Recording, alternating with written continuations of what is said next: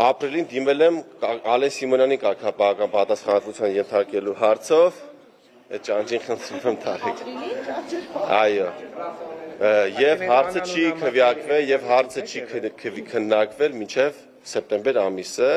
եւ քննարկվելու միայն սեպտեմբերին եւ նաեւ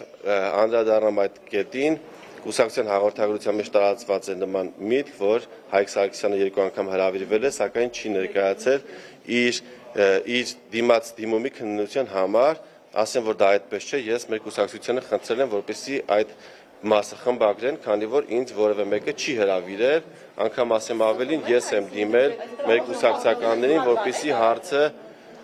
Ես արդեն ասացի այն ինչ որ ասացի, այսինքն ինձ որևէ մեկը չի հրավիրել, ես խնդրել եմ մեր կուսակցությանը, որպեսզի խմբագրեն այդ հատվածը, քանի որ որպեսզի նման տպավորություն չստեղծվի, թե ինչու է Հայկ Սարգսյանը դիմել եւ չի ցանկանում մասնակցել իր դիմումի քննարկմանը։